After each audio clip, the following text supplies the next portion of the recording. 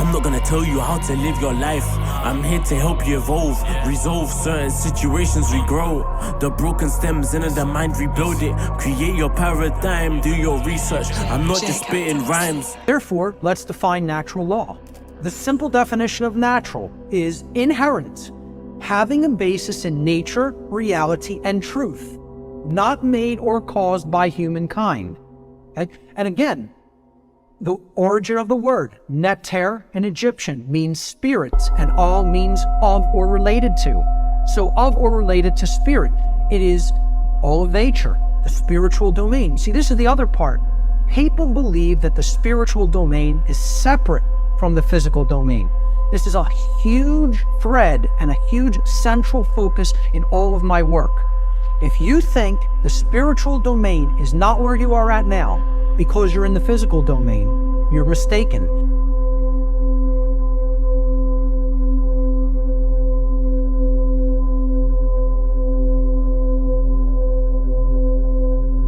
This right here is the structure of society.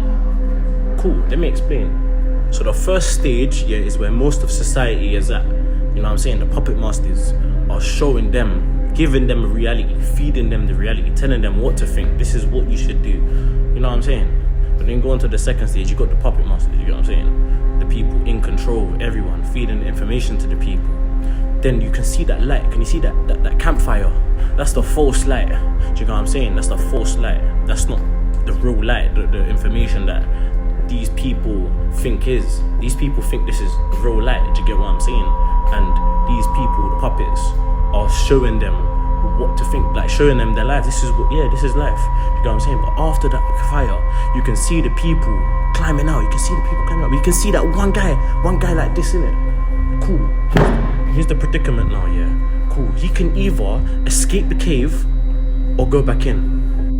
Them guys like that, now they got a choice. They can either take that information, take the light in, you know what I'm saying? Take the light in and actually firm it and accept the light, accept it, adjust to it, or just go climb back down in the cave. Can't handle the information, can't handle the light. Ignorance is bliss, but the significance is never insufficient. Guess who created the allegory of the cave? Guess who actually wrote it about it, started teaching it to people? Socrates, you know what I'm saying? He started teaching all the young men, the people in general, look, this is what's happening. But obviously the higher ups, puppet masters, did not like that, innit? They didn't like bare people escaping the cave, because then what use do they have for us? Do you get what I'm saying? We're no longer their slaves. We're no longer obedient citizens, not obedient people. Do you get what I'm saying? So what did they do? They killed him, wiped him off the planet.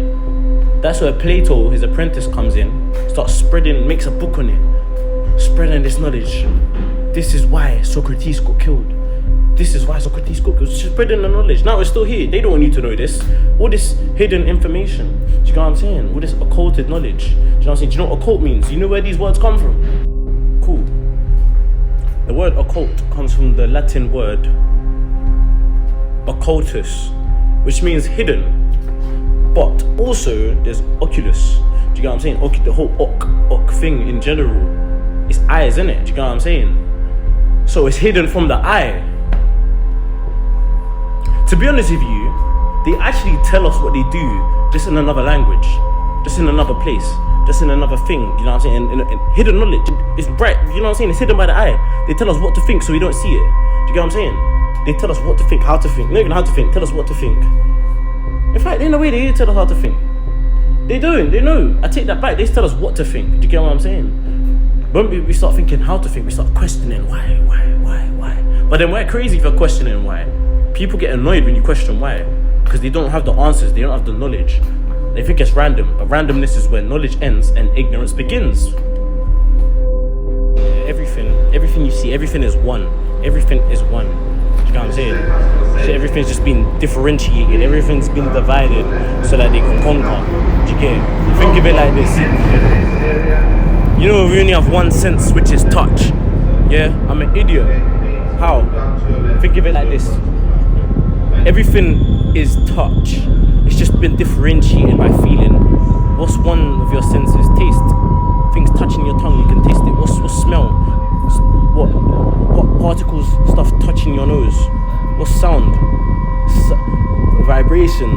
touch in your eardrums? What's sight? Light, touch in your eyes. Now that I've put that in your head, do you not see how everything's been differentiated by feeling? Everything is one. Why do you think there's so many different religions as well? It's all the same message. It's all the same message. Just from different perspectives, different points of views. We are all one, fam. Why can't you see this? I'm saying, don't do anything. I'm not telling you to do anything.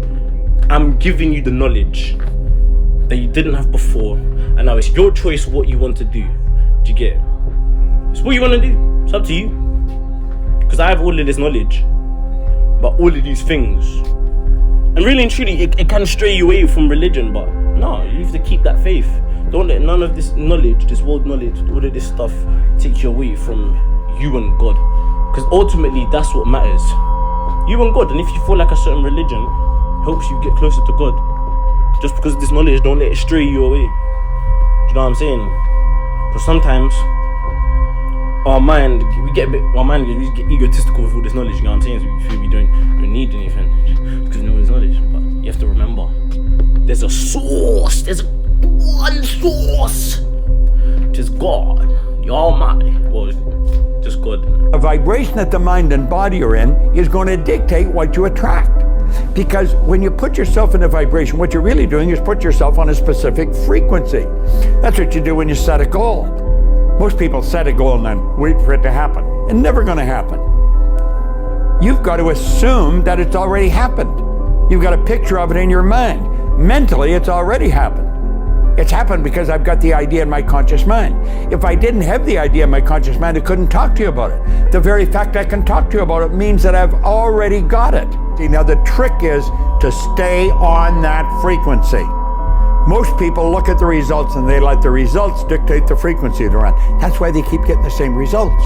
If you want something, you draw a mental path of achieving and working through all the steps that stand in the way to achieve it. This is the story we all tell ourselves in the modern world. But what is important to note here is that this understanding of the world is outdated, and science itself has passed by this view of the reality. Modern science backs up the concept that we're not just one reality. There are multiple realities existing simultaneously. It might be hard to believe, but with each choice in our life, we create a new segment of reality, diverging from our path. And if we truly desire, we can access those fragmentations of our reality. Our version of reality is the story we tell ourselves day and night.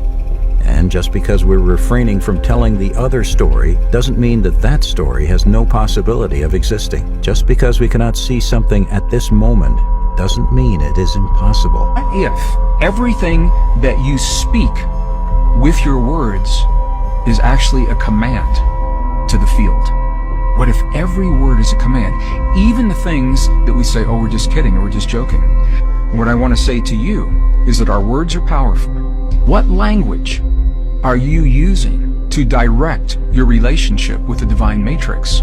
Do you use your words consciously or are they unconscious? Are you saying things subconsciously to the field that you would never intentionally say in a million years? How many times do people say, oh, this is to die for?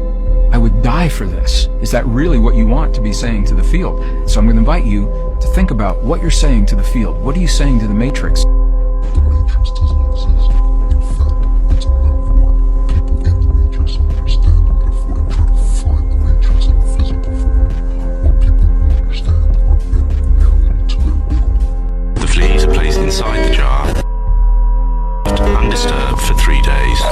Then, when the jar is opened, the fleas will not jump out. In fact, the fleas will never jump higher than the level set by the lid. Their behaviour is now set for the rest of their lives. Be calm. Just be calm. You know, sometimes we tend to overhype situations. Our imagination gets in our own way. And for me, I was able to detach myself from it, to allow the work that I've put in that practice to manifest itself during the game. Right? So there's no need to panic. I've had games that I've won, games that I've lost at the buzzer. You show up the next morning and you get to practice again anyway. Past doesn't exist. It is not real. Let me explain. And before you go, what about history? What about my trauma?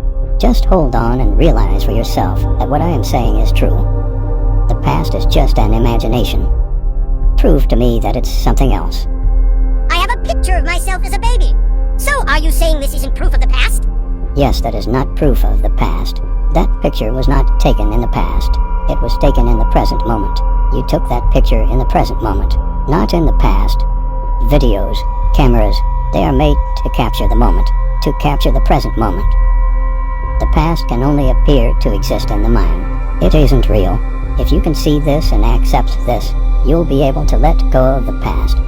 But things did happen to me. How could you say my past doesn't exist when things happen to me? Actually, nothing has ever happened to you, to what you truly are, because what you are is consciousness, awareness, and nothing can happen to awareness. Things only appear to happen to the false self that you believe yourself to be. If you still identify with the body and the mind, you are stuck in the illusions of the mind. The one that claims to be watching this video is simply just a thought. The one that claims to be the thinker of thoughts is just another thought. Now, I'm not saying things didn't happen, but they didn't happen in the past. Everything happens in the present moment. There is nothing but the present moment. We cannot escape it. When you think of the past or the future, realize that it's not real, and these imaginations don't exist in the past or future. Those thoughts are rising right now, in the only moment we ever truly have. He said, if you realize that there are an infinite number of parallel realities, it means there are an infinite number of parallel versions of Earth that coexist simultaneously right now. So he's basically saying, you never actually change the world you're on. You change yourself, and you shift yourself incrementally to different versions of Earth that already exist that are more and more and more reflective of the change you make within you. People may still exist on the world you left behind, but you may never interact again because they may actually be on another vibrational level of Earth that exists simultaneously with the one you've shifted to. And when you think of yourself as an indestructible, eternal, infinite being, nothing is ever really lost. When I say resist the slave mind, you need to understand that everybody who has ever spoken to you, all the information you've ever ingested, to some degree is programmed. And you need to look at all of your strongly held opinions in the world and identify why you have that opinion. Who told you those things? Was it personal experience or was it somebody else? And the people who program me, do they have my best interest at heart? What life are they living? Do I want to be like the person who told me I should be that way? Most of you are going to learn business from a business professor in university who has no fucking money. You need to start analyzing every single opinion you have on the world and identifying where it came from. A good human being, a fulfilled human being, doesn't need to break anyone down.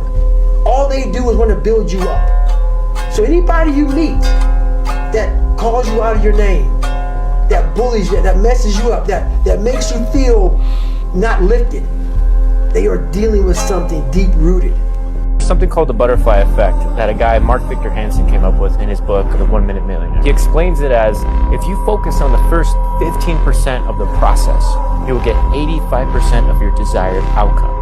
We like to look at the entire process, but if we just hyper-focus on the first 15%, there's an 85% chance that we will get the outcomes we're looking for. You should be afraid of taking risks and pursuing something meaningful, but you should be more afraid of staying where you are if it's making you miserable. The clock is ticking, and if you're miserable now and you change nothing, in 5 years you'll be much more miserable and you'll be a lot older. If people are not listening to you, stop talking to them. And that is the best piece of advice that I can give you. And what happens is that if you stop talking to people who aren't listening to you and start watching them instead, they will tell you what they're up to. You don't want to be too aggressive. You don't want to be too assertive. You want to take a back seat and all of that. It's like, no, wrong. You should be a monster, and then you should learn how to control it. I'm not gonna tell you how to live your life. I'm here to help you evolve, resolve certain situations, regrow the broken stems in the mind, rebuild it. Create your paradigm, do your research. I'm not just spitting rhymes.